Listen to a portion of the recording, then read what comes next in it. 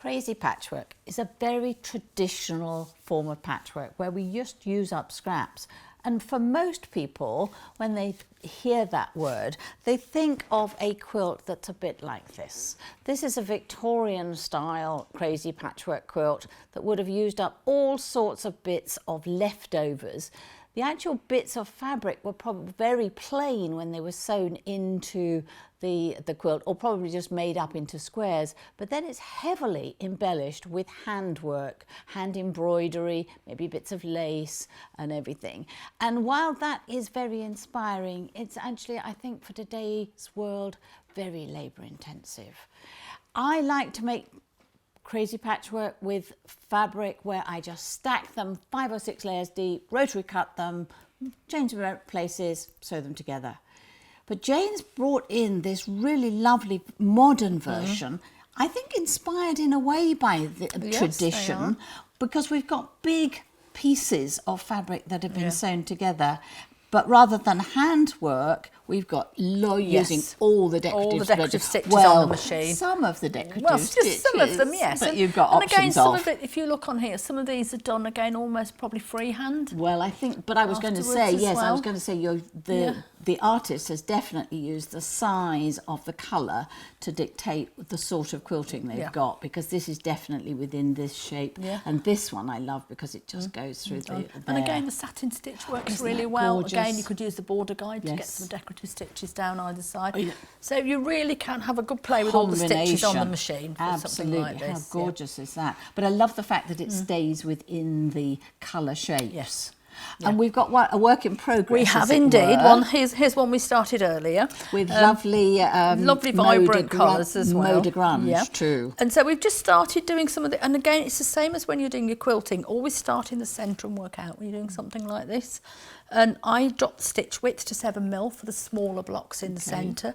Then we're back up at 9mm now. Started across from there to there. So we've started the little ones here.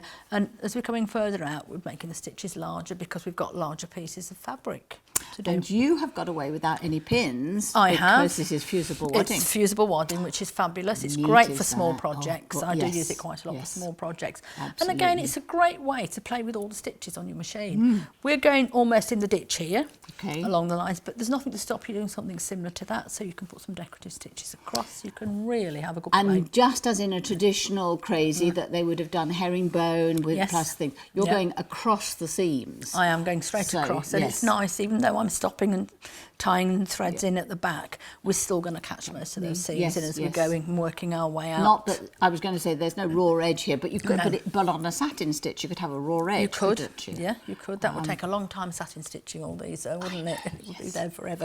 But we're using these ones I've used so far are just from the quilting section on the machine. So I'm going to pop up, and then we've got the quilting sections here. So it says 74 stitches. Yeah, and there are lots of different ones in here. Some of them, and again, just sample a few out first on little scrap pieces just to see which ones you like. Some you prefer more to others. Some of them lend themselves better to different types of quilting as well. So we're using all these. The one we've got on at the moment is stitch number 60, which is here. And the machine tells you which foot to do as well, doesn't it? So again, we've got the satin stitch foot on here. Okay, and again, I've left it at 9mm.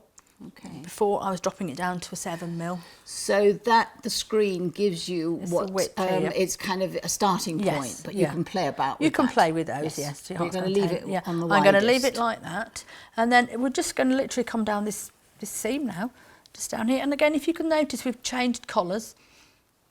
Lots of different colours on here, so you can go really wild with all your fancy threads that you've bought over the years and are sitting in a box somewhere. Yes, absolutely. So with these, I just need to turn around a tiny bit. I'm going to put the needle in to start to make sure I'm in the correct position, and then we can just literally, and again, as with most of these, don't rush when you're sewing it. I'm hoping I'm going fairly straight because I can't see.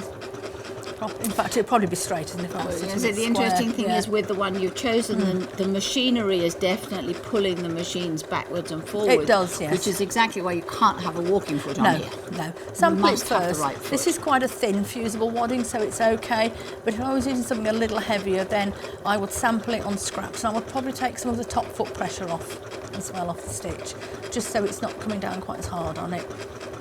And it's quite therapeutic actually. You can sit here sewing all these together. And again, you see as we're coming out, we're doing larger pieces, so it's great for using up leftovers from a project. Yes, you want to make a matching really cushion, nice, or really nice. you know, say you were doing a quillo even. That would be really nice to do a patchwork cushion for the quillo, to pop the quilt in. So there's just lots of different ways to do it. And again, so you can have free reign with all your threads that you've got stashed away. It's really nice. It sort of blends in a little bit on one side, this colour you've chosen, but stands out very much on the lighter pink. Yeah, so it's quite nice. I'm coming down to the end now. So and these are Janome embroidery threads. These are Janome embroidery threads, and I've stopped trying to. Okay. Now I'm not put a lock stitch on, because if I put the lock stitch on, it will continue till it finishes. All right. So I've just stopped. So what I'm going to do is take my needle up. I'm going to lift the foot up, manually, and I'm going to take it out to one side. Okay. And then I'm going to press my cut. Oh my goodness! I do this when I'm quilting. So now I've got long threads top and bottom, so I can tie it off on the back. Down through the back. I can pop it through the back now. And pay Got attention. a long thread here, and I can just take this through and tie it off. Nicely. And then it's finished. Oh, how lovely is that? And this one, can do the same with that? I will just snip that one off now, because then I'm going to come across here as well. Oh, you're going to come across. I'm going to come across there. So yeah, I will then just cut that one off. So it's just a really nice way, I say, to make an additional little mini project. It's really lovely. It's really lovely. Thank you very much. You're very welcome. Yeah, that's another one where you can use up your scraps and actually got your bits of thread too.